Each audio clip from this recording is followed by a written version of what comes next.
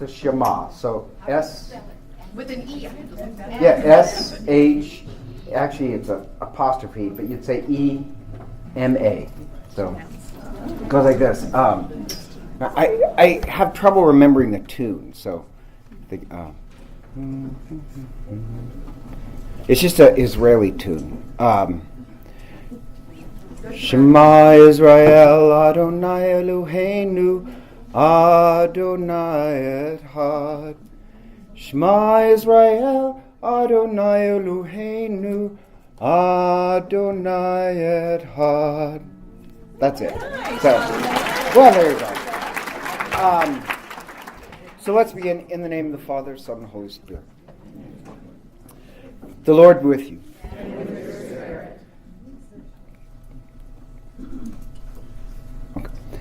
Father, all-powerful and ever-living God, we do well always and everywhere to give you thanks. You have no need of our prayer, yet our desire to thank you is itself your gift. Our prayer of thanksgiving adds nothing to your greatness, but makes us grow in your grace through Christ our Lord. Amen. There you go. I like that. That's from one of the prefaces at Mass. And so, being that it's November, Thanksgiving's coming up, I thought we'd do 2 classes on spirituality and the spirituality of gratitude.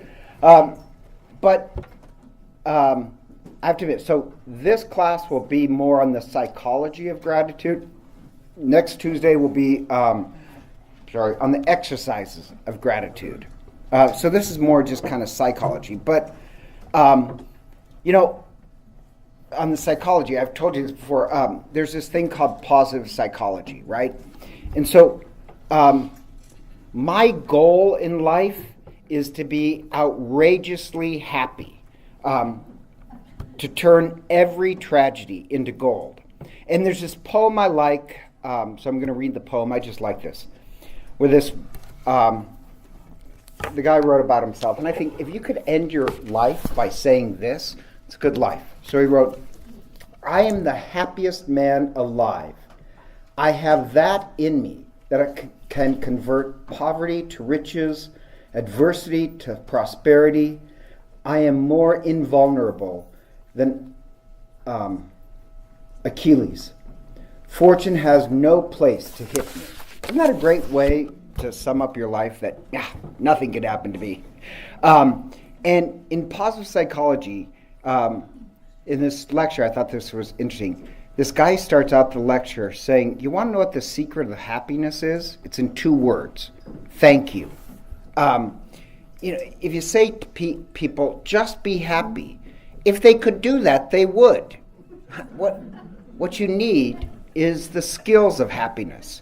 Now, if you've been great at outrunning your problems, congratulations, may the wind be at your back.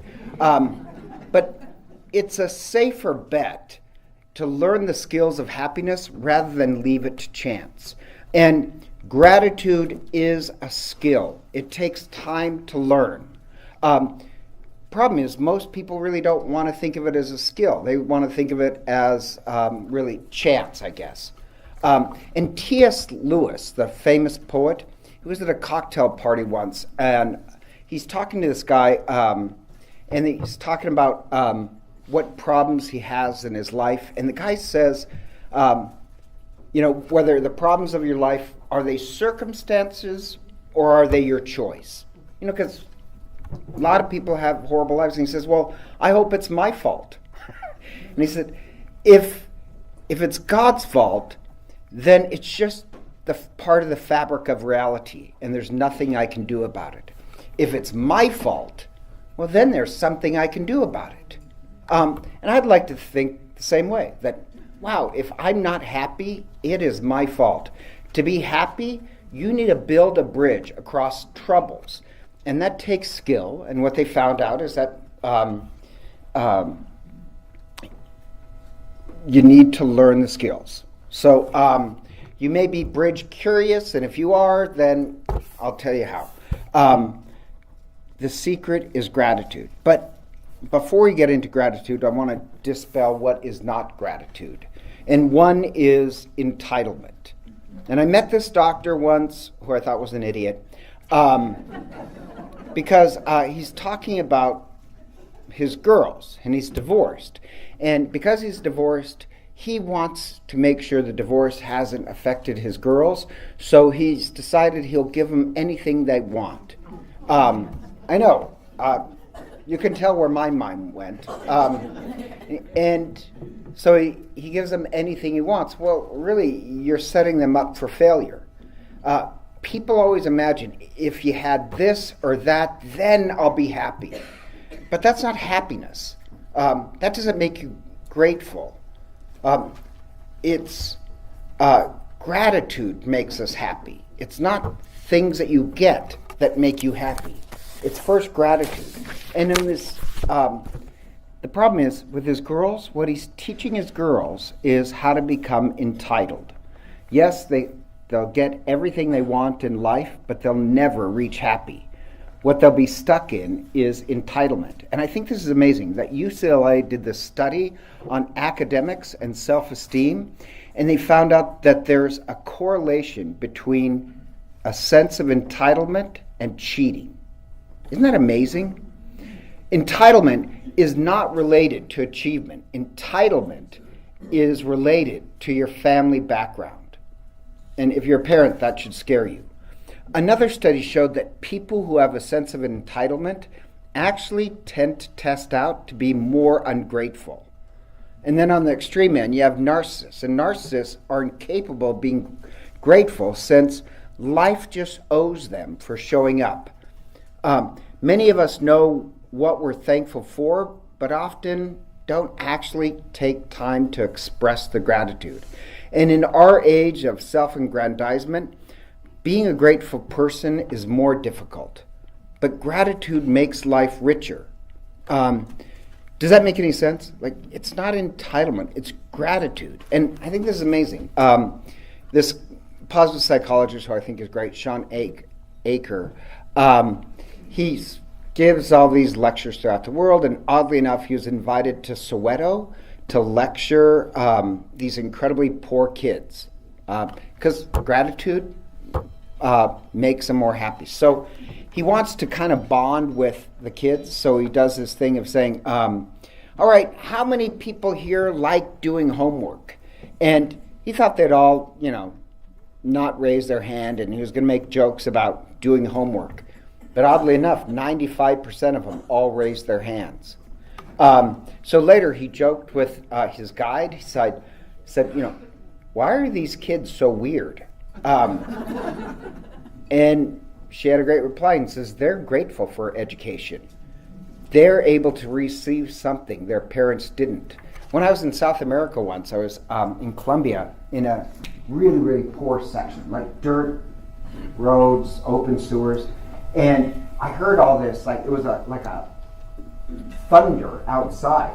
So I go outside to find out what's going on, and it was a Catholic school in a very, very poor section, which means not all the kids are going to get in. A small section. And any education you get is a huge deal. So if you graduate from grade school, those parents put up the diploma in their little shacks. And it was the weirdest thing. This was a number of years ago. The principal of the school would just go by and he would ask kids questions. And if they got the right answers, okay, that's a smart kid, you. And like, they're dressed up, even though they're dirt poor, and the best they can do, they will schmooze. Like, for you to get an education, that's a great, huge deal. So in Soweto, yeah, the kids are they love doing homework because they're grateful. Do parents teach their American kids to be incredibly grateful just for an education? Happiness is not self-indulgement. That's entitlement. And I hate to say it, yes, I think American kids are very entitled. So don't confuse entitlement with gratitude. Also, don't mistake gratitude with indebtedness. Gratitude is being thankful for the gift of everything. In a self-obsessed society, people realize that they're indebted to the boss or to some patron, But that's not gratitude. That's indebtedness. Does that mean, like, I hate to say this, like, Tim Ritchie and I shouldn't mention Tim, skip that. I didn't say Tim Ritchie. We kind of make these jokes because you see these priests who just smooze and compliment the bishop. And when they're around the bishop, they're so happy. And they thank him for everything. It's like the court of King Louis. Oh, that was oh, I love that. That's not really gratitude. That's not expressing gratitude. That's expressing indebtedness. Gratitude is something completely different. And just a little bit of religion. Think about this. The core of our religion is expressing gratitude. The Eucharist is this command to give thanks to God. But not just the Eucharist, like the Sabbath. Why does God ask people to gather together to celebrate the Sabbath? And God gives several reasons. In Genesis, you have to gather together on the Sabbath to give thanks so that you'll become a true human being.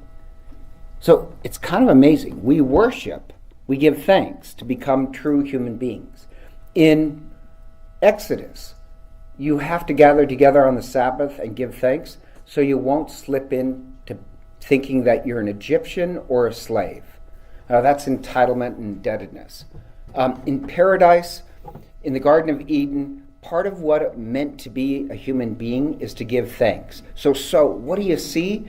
You see, Adam and Eve and Cain and Abel, they are giving thanks to God. In paradise, what is heaven like? It's a Eucharistic celebration to give thanks for our origin and our future. So in good times, in difficulty, we give thanks. The command is to give thanks weekly so that gratitude becomes our way of life.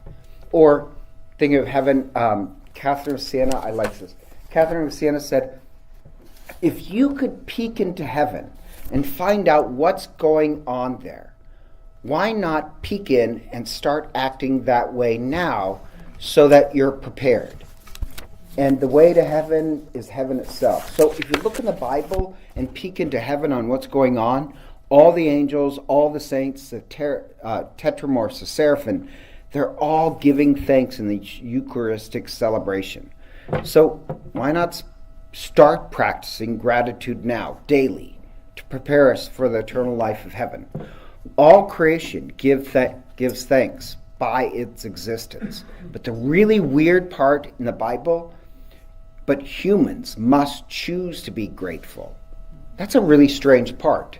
We're the ones who are commanded. The rest of creation gives thanks just by its existence. Humans are the only ones God commands to give thanks once a week. Animals don't need to. It's human beings who are. We're supposed to practice gratitude, not just weekly on the Sabbath, but technically every day. And if you say, well, where is that in the Bible? Yes, it is. Think about the Psalms. The Psalms are this prayer book of the ancient Jews and the early church. And the Jewish practice was you pray the Psalms 5 times a day. It literally says that in Acts, that the early church practiced the hours. So there's 5 hours throughout the day that you stop and give thanks, but you're obligated to 2 of them, morning and evening. And one of those, you just pray the Thanksgiving Psalms. So think about this. Even the early church every day would spend evening prayer or morning prayer. They would be giving thanks to God every day. So yes, I find that guy suspicious. The ancient the ancient practice is not only weekly giving thanks, but you should be doing it daily. And the reason why is that you don't want to live in momentary gratitude. You want what positive psychologists call sustained gratitude. I love that.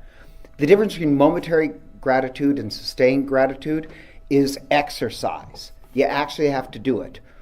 Or think of it this way. Is our brains pre-wired for certain emotions? It's actually a yes and no answer. It's a yes and no. It's emotions and perspective like gratitude. Your brains are kind of preset for it, but here's the odd part. Throughout your life, you get to rewire your brain so that you perceive in certain ways. Religiously speaking, we call these gratitude exercises, but you can literally rewire your brain. So just explain that for a second. What was I going to say? There's a saying, neurons that fire together stay together. Basically, that means this. The more you think a certain way, the more your mind, actually the neurons develop that way. So if you're used to thinking in terms of anger, guess what? Your first reaction more and more becomes anger. Or if you're thinking of bitterness, or you're wiring your brains to, your thinking rewires your brain. So if you practice gratitude daily, you're rewiring your brain that your emotions to everything is more and more gratitude. Now, are you messing with my volume? There's a buzz. Oh, yeah. Sorry. So, no, it's because this is the happy hour. Where was I? Okay. So I want to just explain positive psychology because I love it. If you don't know what it is. Psychology in the past, where it started, was abnormal psychology. Think about it. It started with Freud, with these very neurotic, wealthy women who like to drink. Oh my God, that's happening. Anyhow, but like everything in Freud was kind of dismissed. Freud basically missed the ballpark. But he did set kind of the world on fire that, wow, you can think about how the mind works internally. But psychology, until fairly recently, which I had no use for, was all about abnormal psychology. You know, what's wrong with people? Then you had this birth, fairly recently, of what's called positive psychology. That positive psychology is basically, why do some people turn out happy and other people turn out miserably? Why don't we study the happy people and find out what they have in common? And oddly enough, what they find is that our brains work best when they're happy. Being negative is actually self-destructive, and technically it is dumbing you down. Positive psychology studies the correlation of happiness and gratitude. Gratitude is one of the things you need to end up to be fully happy. Now, the odd part is that, like, if we get 9 compliments and 1 criticism, we remember the 1 negative thing. And the reason why is evolutionarily, our brains are designed to do that. Because if you make a mistake and you didn't notice the wolf, there's no second chance. We're designed, in one sense, to notice threats. And so, like my mother joked about this, it's called the medical imposter syndrome. My mother made jokes when she was in nursing school. She was like, oh my God, I think I have that illness too. And so this one guy, I think this is funny, he tells the story of his brother-in-law who's attending medical school, and his brother-in-law called him because he thought he might have leprosy. And the guy didn't know what to do because he didn't know how to console him, because just last week he talked him out that he didn't have menopause. So medical imposter syndrome is that when you start studying medicine, everything is what we get. I think I have that too. Now, Julie, is that true? Did you do that too? Yeah, okay. So, anyhow, and you can think, well, why do people do that? Because we're, in one sense, attuned to the negative. Anything that could be a threat, you don't want to make a mistake. But the problem is, if you're always looking at a threat, not everything's a threat. That's why, I think it's very foolish to start the day by immediately turning on the news. Really, I do. I think you start the day off the ancient way of praying the Shema, and then get to the news. But you want to first mention the positive. Or, like, I found myself watching the news too much, and you know what happened? I was getting kind of angry and depressed. And really, in 10 minutes, you can find out what's new in the news. The rest is just all repeat. And they did this study on people who watch TV. People who watch less TV are more accurate in assessing problems and situations. The more news you watch, the more violent TV you watch, the more pessimistic your outlook of the world gets. So yes, watch the news, be informed, but for God's sakes, don't watch 24/7 news. If happiness is training, then even the TV is training you for something.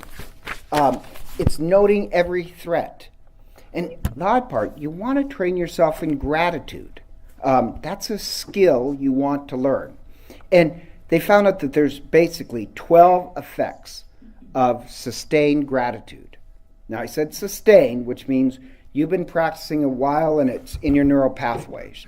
And research has shown that adopting a sustained gratitude, simply expressing appreciation, more grateful, improves you in tons of ways. So, now, I'm going to get to the exercises next week, but continuing gratitude exercise has 12 effects. One, I've already mentioned, happiness. They did this study where they divided people into two groups. This group, they tested they tested everybody's happiness. This group, you don't have to do no change in your day-to-day life. This group, the one change they made is that you name 5 things at the end of every day that you were grateful for. Then a year later, they tested them. These people tested out much more happy than these people were the same basic level. So the problem is that you're either getting better or not. So practice gratitude. It leads to happiness. Now, Rumi, the great mystical poet, I like this line. Gratitude is wine for the soul. Go on, get drunk. Like, isn't that a great line? 2, and I mentioned this just a second ago, gratitude exercises, decreases depression and increases hope. Now, depression and antidepressant pharmaceuticals, they are vastly on the rise. It's just doubling and doubling, and the fastest growing prescription now is putting kids on antidepressants. But the problem is, yes, they do work. I'm not putting them down. If you have a severe depression, you should be put on medication. But the problem is, the drugs not only dull the depression, they also shave off the amount of joy that you can feel as well. So there's a price to that. And I'm not against pharmaceuticals. To save somebody's life or return them to their self. However, I do think there is a spiritual dimension to having a little bit of depression. But exercises in gratitude of rewiring the brain for happiness would strengthen them on the road to recovery. But most Americans just trust in the drugs. And I love that book, Lost Connections. This guy's struggling. And he admits since he was 18, he was on antidepressants. But he said the problem is you keep having to up the dosage. And why didn't his doctor tell him there are other things that you can do? And he needed to be put on antidepressants, but why didn't they tell him about gratitude exercises that strengthen the sense of hope, rather than just rely on the circumstances of pharmaceuticals? If you study this, we can walk people out of depression by exercises of gratitude. The other one is resiliency. The third is it strengthens resiliency. So resiliency is, you can bounce back. There's been incredible studies on resiliency too. Why is it some people can bounce back from tragedy and other people can't? If you want to have a greater resiliency, take up sustained gratitude. Practice it daily. They've also found out that there's better heart health, decreased blood pressure, less inflammation. So this Dr. Paul Mills, he's with the University of San Diego Medicine. he recruited 186 men and women. The average age was 66, who already had some damage to their heart from heart attacks. Once again, they did the study of this group, just medical medicine for your heart.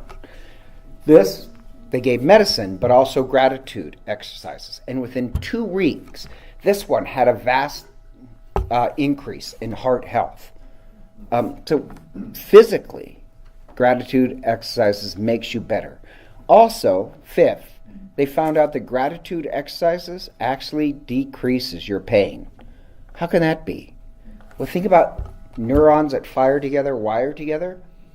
If you're used to just thinking about your pain, you're training yourself to be very aware of pain.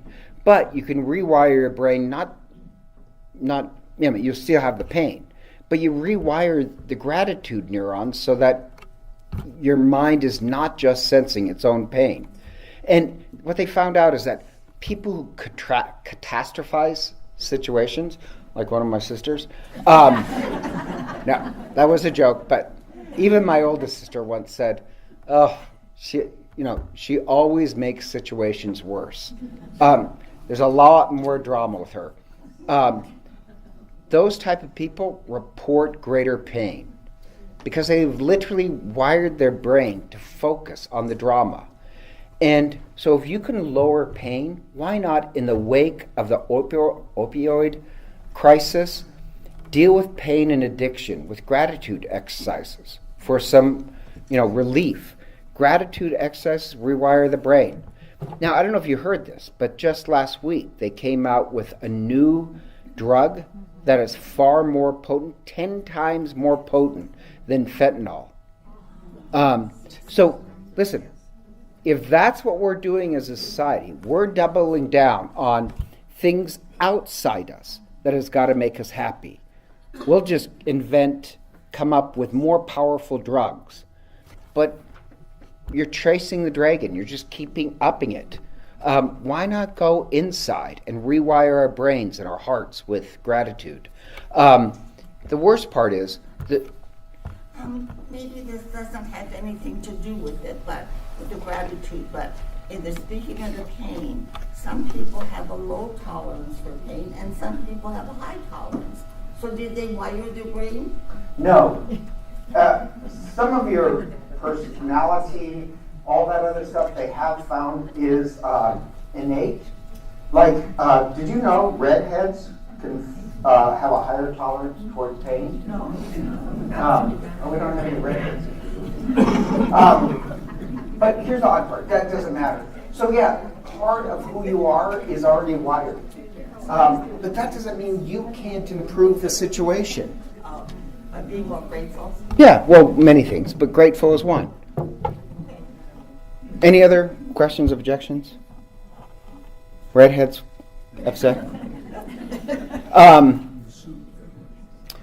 What was there? Okay, so, but also what concerns me with this depression is suicides are skyrocketing. They keep getting higher and higher and higher. Shouldn't we try and find a solution inside us rather than, always outside? Here's another sixth fact. People who practice gratitude-sustained exercises, they live longer. Isn't that just amazing? Seventh, they have higher self-esteem. So practice sustained gratitude, higher, and obviously eighth, not really surprising, people who practice gratitude daily test out to be more empathetic and compassionate. And so this guy named Michael Zigarelli studied those who test high on gratitude are more likely to fast as a spiritual practice. Now, they're not sure if it's just a correlation or causation, but those who practice gratitude are more likely to fast and they're more likely to sacrifice for others. Those who test high in gratitude test high on more compassion. Ingrates, typically people who just think just of themselves, only take up low-cost sacrifices. They really don't help much. So practicing gratitude does seem to increase pro-social behavior that leads to happiness. I know this sounds strange, but another key, different class we'll take, of increasing happiness is connections with other people. But all these virtues kind of dovetail into each other. If gratitude makes you more compassionate and pro-social, then yeah, it just strengthens another virtue. Here's another one. People who have gratitude thoughts before sleep better. Isn't that amazing? So, like St. Ignatius, positive psychologists, they'll say do your gratitude exercises just before sleeping. It helps you sleep better. 10th, it also helps you work better. A study on increased work efficiency, having a workplace with greater fairness, appreciation, gratitude works better. People who practice gratitude work harder. Also are 20% less fat. Isn't that kind of amazing? People who practice gratitude are 20% less fat because they're more likely to do exercise. They're more efficient. So this sounds kind of strange, but another book I like, which believe me, it'll come up a lot until I forget it, is this book called The Big Potential. So The Big Potential is it's a great book. Quick overview is American society is focused on the small potential. So like, what are your grades? What are your grades? But what really shows success in life is not just your grades, but how well you can integrate in a group. It's not being an extrovert either. Extroverts I find very tiring. It's no, because people will say, "Oh, I'm an extrovert," so no, you don't. Extrovert doesn't mean you can work in a group better. It means that you're taking all the limelight. Now, my point about this is that people in a work environment that feel gratitude, people who feel thanked in a work environment actually work harder. So, no offense to any company out there, but I heard like Micron has like some sort of philosophy of like basically letting go 10% of its workforce every year, something like, don't quote me on that, but like there's this sword hanging over you that 10% are going to, is that true or untrue? Kinda. Well, the problem is that doesn't create a grateful work environment. That creates a fear-based environment. Based on the evidence of the big potential, that doesn't increase work. It actually decreases it because you've decreased thankfulness. People work harder if they're more thankful. 11 is less anger. Positive psychologists have found it's difficult to be angry and depressed and grateful at the same time. Grateful people not only feel less fear, but less fear means that they're less likely to react in anger. 12, more peace. Gratitude exercises seem to increase patience and quicker at forgiveness. So UC of Riverside, they did this study on this idea of peace, of forgiveness and more patience. And gratitude exercises increase that ability. And in this book called Addiction by Alan Kaufman, he's authored several books, but writes about his own battle with alcoholism. And he credits daily practice of gratitude of helping him in his recovery. I think this is it. Alan said that most alcoholics live depressed lives simmering on self-pity. And one of the things that took him out of the self-pity was daily practice of gratitude. Now, another Mary Karr, famous writer, poet, loved her. I think she's hilariously funny. She said the same thing. She goes, I forget what she called it. But she has this she went to the loony bin, but I forget what it's called. She was, well, no, I can't think, she has a funnier way of saying it. Psychiatric. But no, she called it the mental health of, what's that hotel? The Four Seasons of mental health. But it changed her life. Like she was having out of control alcoholism. And she's put into a psych ward. And she's really funny. How she made her recovery is she wanted nothing to do with religion. She was an atheist. She got somehow paired with this Catholic.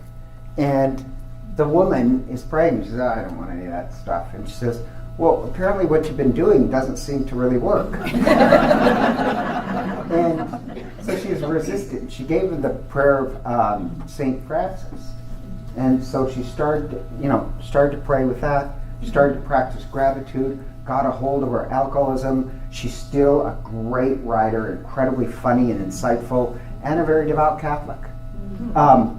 But even she writes her practice of gratitude helped her get out of a very dark, dark place. Now, oddly enough, these 12 are also the 12 that you get from practicing meditation.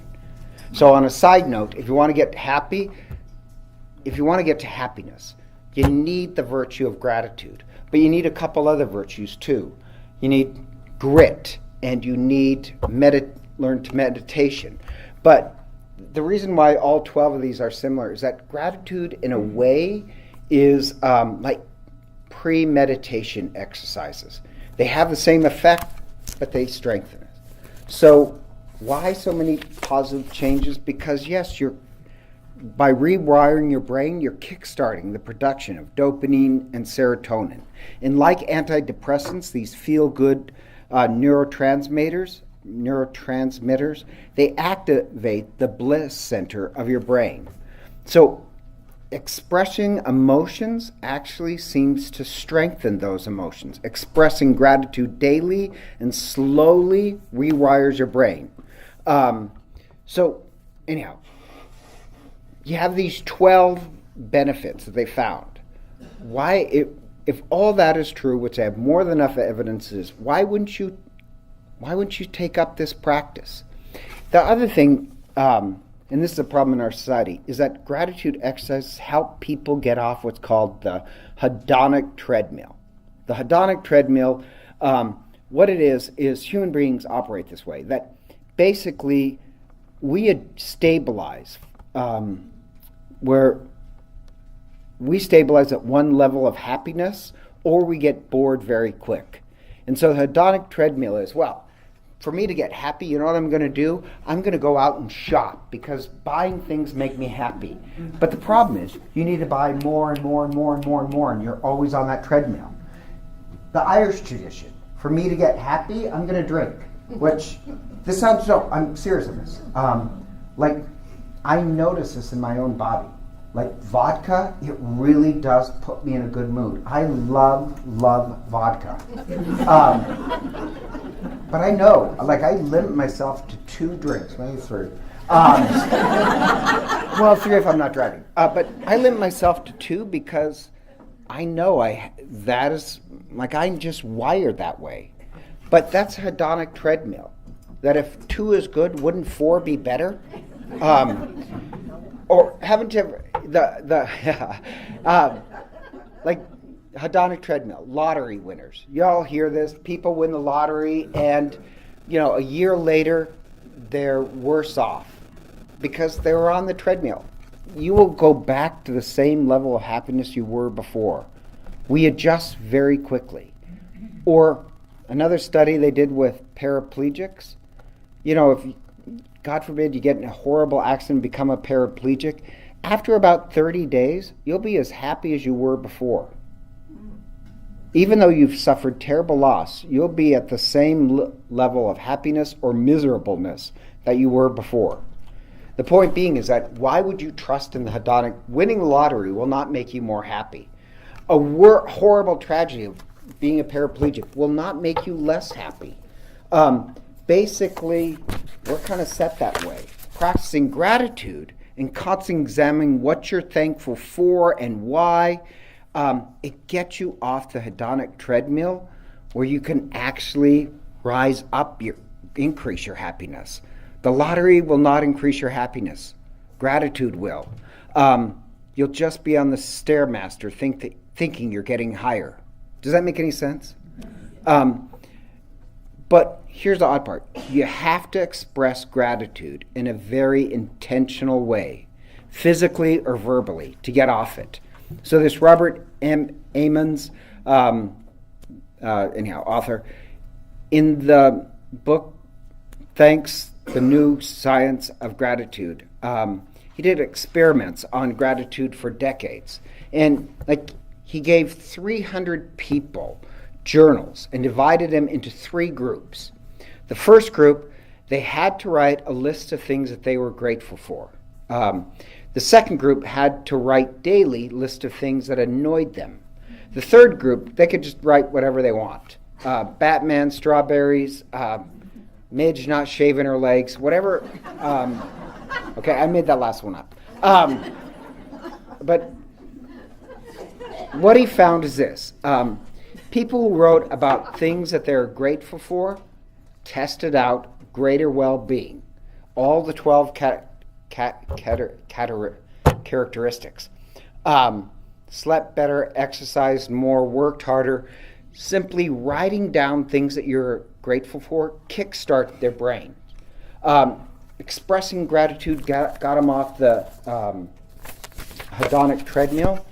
The ones who just wrote about whatever comes into your head, really no change. The ones who wrote about things that annoyed them, guess what happened to them? Yeah, they get more angry. So like William James, the famous psychologist, said, life becomes what you focus on. That is 100% true. So if that's true, why stay the same? Why not focus on gratitude? It increases everything. There's another, Dr. Daniel Simon. He did this study called You're Blind. And I just think this is amazing. And he had, the first one is that, the first time he noticed this was this, is that you'd be standing behind some picture, and they had a way of making the picture completely change slowly to a completely new picture. And most people didn't ever notice it. Isn't that amazing? Then he did this very famous one of counting how many times white shirts passed the basketball back and forth. Most people have seen this on YouTube. How many people have seen this? How many people have not seen it? Oh, holy cow. So what he did is say to this group, okay, we're going to show you a video. Count how many times the team with the white shirts passed the basketball back and forth. And guess what? They get the right answer. They 13. But the odd part is, in the game, as these guys are playing this game, this guy comes out in a gorilla outfit, literally waves and walks off. And you don't even see it. Most people don't even see it. Isn't that incredible? And then the second time, they always get the right answer. He says, you're right, it's 13, but did you notice the gorilla? And so they replay it because he thinks he's lying.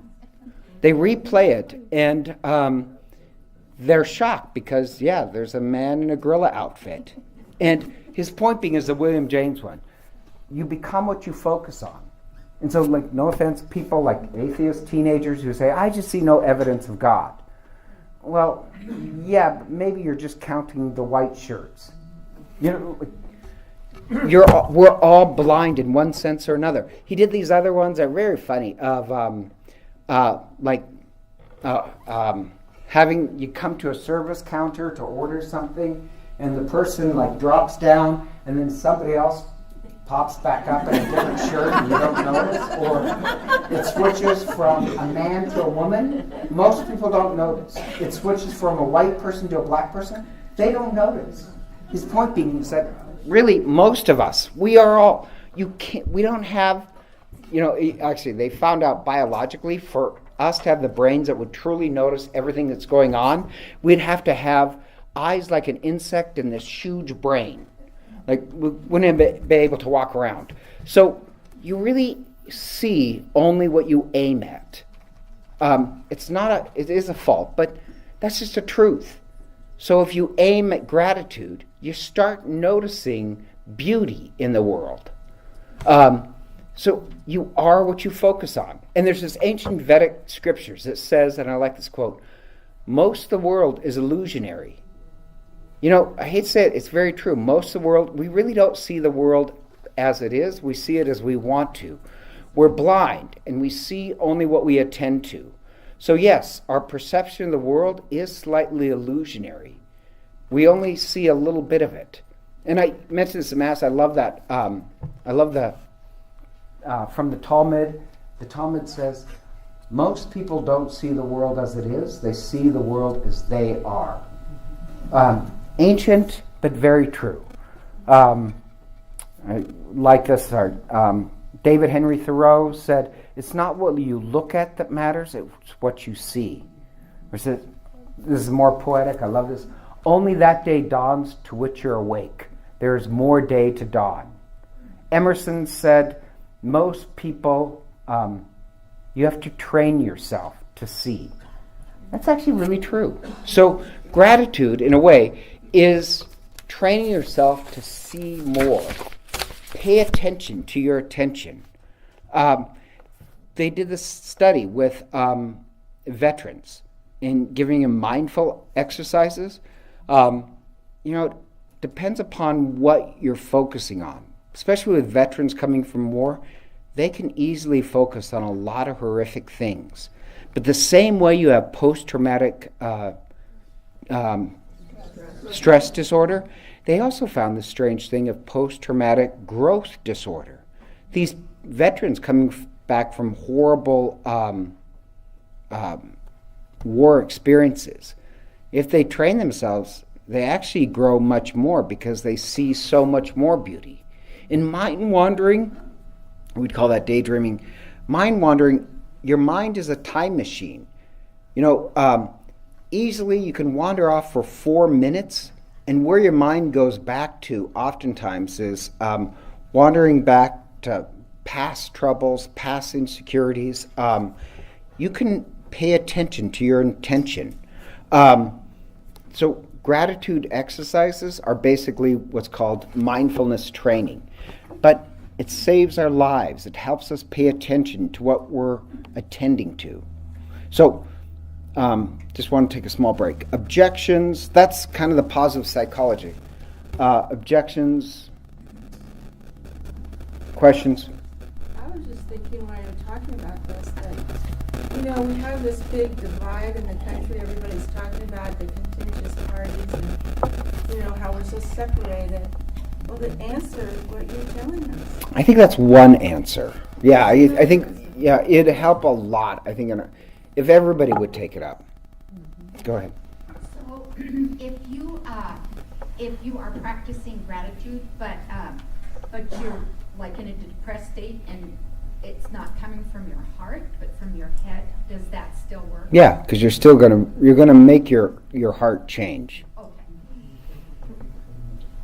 Yeah, nobody's gonna get through life without depression. Nobody's gonna get through life without getting kicked and scarred. Okay, so, yeah. Oh, yeah. Yeah, you do. To be honest, I think this is free will. Like, you can choose whether you want to be happy or not. I think you give up your free will when you say, well, I will be happy when I win the lottery. To be honest, I think that's giving up your free will. Yeah, it's not easy, but what the heck? Why not? Why not make the best possible life?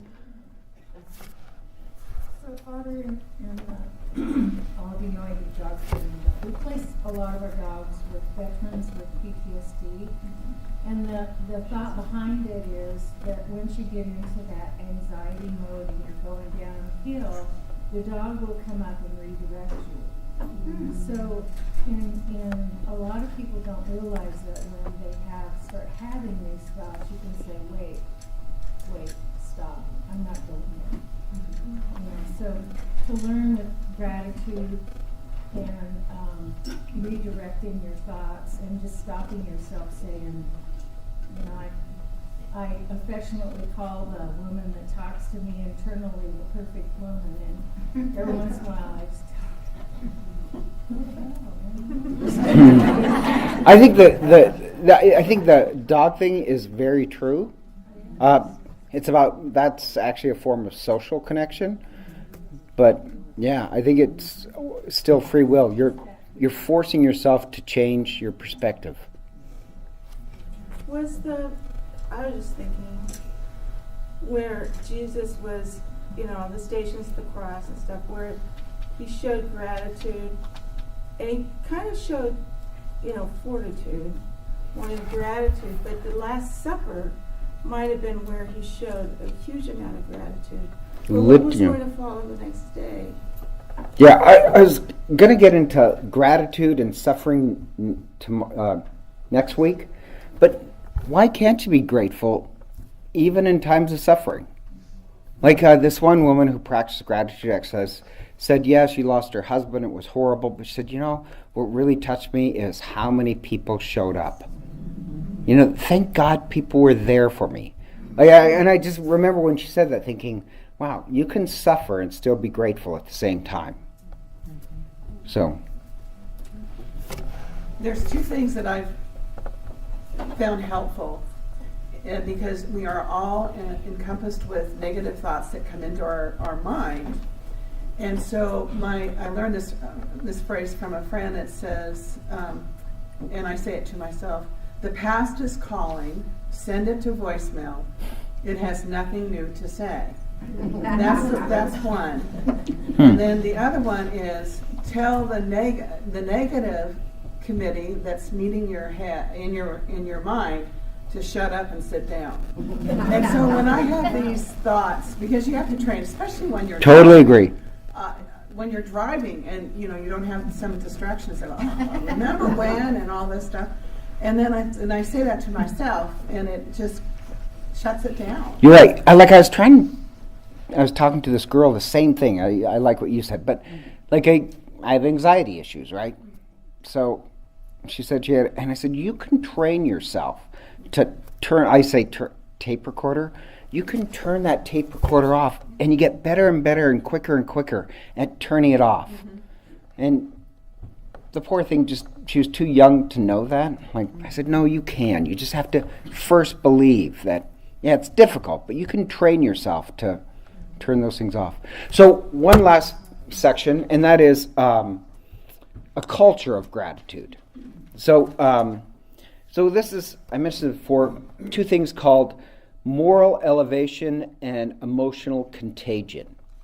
And emotional contagion is emotions, here's the odd part, your emotions flow through a community quicker than a virus does. And that's not just a literary illusion. They have found that to be true in this Harvard study, that, let's say, happiness or gratitude, it's like a virus that moves through a social network, 15.3% increase if your friend becomes more happy. If a friend's friend increases their happiness, yours increases 9.8%. If a neighbor's sister, which is the third circle out, increases happiness, your increases 5.6. So the odd part is, whatever you feel, it does affect me one way or another. Everything in our nation, the way you feel affects me. So that's emotional contagion. A moral elevator is, and I love this story. So I've told this story before of the Miami Heat. Do you remember that analogy? Okay. So Miami announced that they had the three kings, LeBron James, Dwight Wade, and Chris Bosh, right?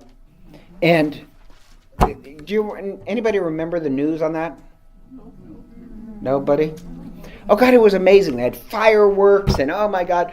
And LeBron James said, quote unquote, winning is going to be easy. Because they have the three best basketball players there is. And the three were used to making the winning shot. They were all stars.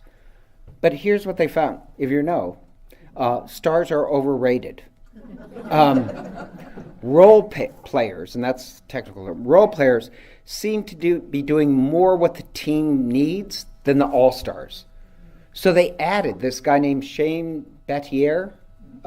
He's known as Batman. And he was obviously a great basketball player, but not a star. But he added something to the team that they needed, and that was humility. And with humility, he actually could encourage other people. Like even Batman says he makes other players better. He makes the team better. He's a moral elevator. So it isn't more stars that they needed. What they needed is humility. Somebody to show them you don't have to be the center of attention. That's a moral elevator. So a moral elevator, and scientists have kind of pinpointed this, other people's behavior elevates or decreases yours. And you need moral elevators. That's what Batman was. When you see somebody working harder, you work harder. When you see somebody working with joy, you work with joy. You see somebody cutting out for lunch and not coming back and not, it just lowers your work one. Unfortunately, we're all related. And how does this relate to gratitude? Well, gratitude is like humility. It's a moral contagion and a moral elevator. So that, back about the basketball analogy, Butler University, they spend very little on recruiting, but they're shockingly good college team at basketball. And during the NCAA tournament, they were beating bigger stars, and they had this great coach. But anyhow, he started what's called the Butler way of picking those players who always put team over the individual. And in this interview, Steven said, I just think this is amazing, he said, now, if you could choose the best star that there is, but he's more concerned about himself, would you? And he said, no, I wouldn't. I'd take an average player over a star. An average player that puts the team first, and he's right. It has a greater success. That's just humility. But it's a moral elevator. People do better together. So gratitude is a moral elevator. So I know this sounds strange. Let's just take our little parish. If we all choose to practice gratitude, not only will you get the 12 effects of gratitude, but you'll actually pull other people, whether they want it or not, a little closer to happiness. If all of us did it, it becomes a moral elevator. Does that make sense? So they did this experiment with gratitude in the workplace. It was a UK study. And people report greater job satisfaction, appreciation for their contribution, that the workplace becomes more efficient, better. So if we're a workplace and I can just get half of you to practice gratitude, everybody's workplace increases. Isn't that incredible? But if you work with people that are bitter, it decreases everything. And so, no offense to Micron, I think they're making a huge mistake. If you want to increase productivity, have people be grateful, not fearful. And so, I'll give you an example. So I once had this one employee who always complained about the morale in the office, and I was doing everything I could, right?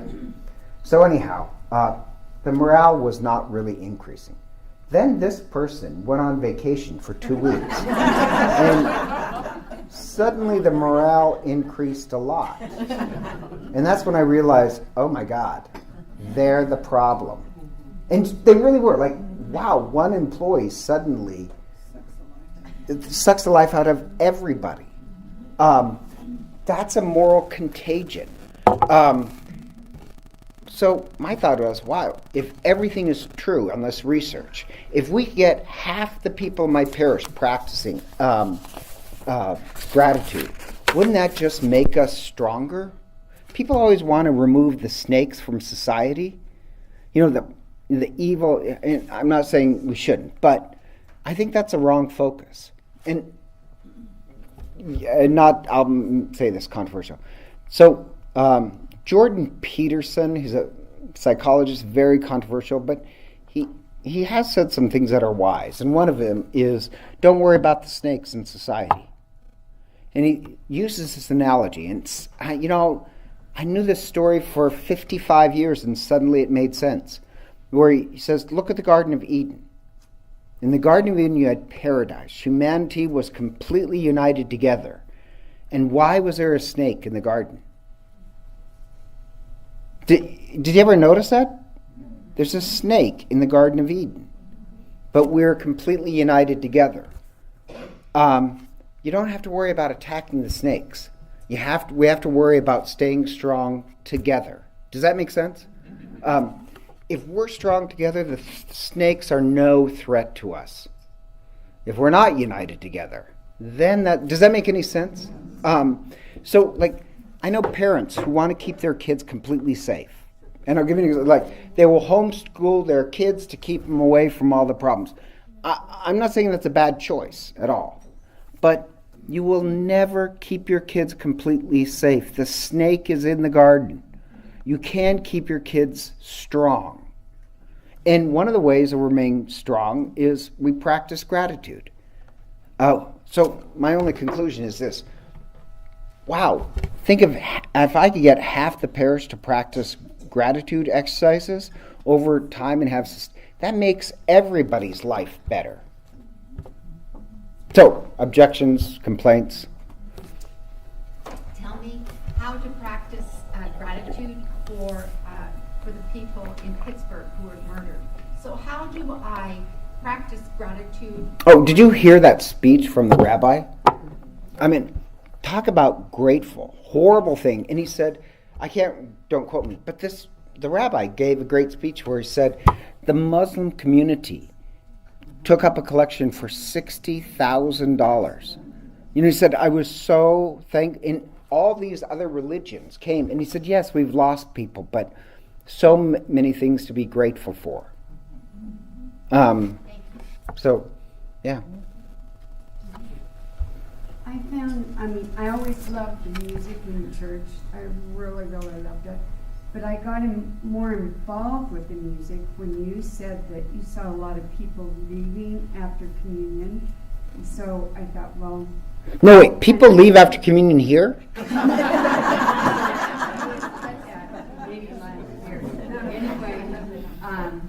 I had decided that I was going to get really involved because I was one of those people that would leave after communion.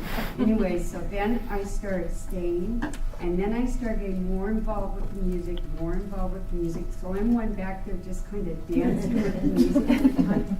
And it made me listen more during the whole Mass because I started enjoying the music more.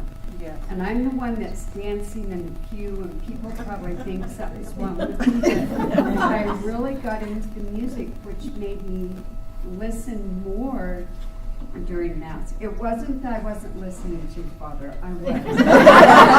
No, but that's a moral. Yeah, but that's a contagion. You caused yourself to be more contagious. That's a great story. Yeah, Jane. My daughter worked at St. Luke's, and she said the morale was going downhill. There were some changes being made. I couldn't get the people to appreciate their job. And she went, I did do compliments and everything. She hired a girl from New Jersey. This young gal came in and said, oh, this is the most wonderful place I have ever worked. Look at all this. Look at this. And started showing them what there was that they weren't seeing.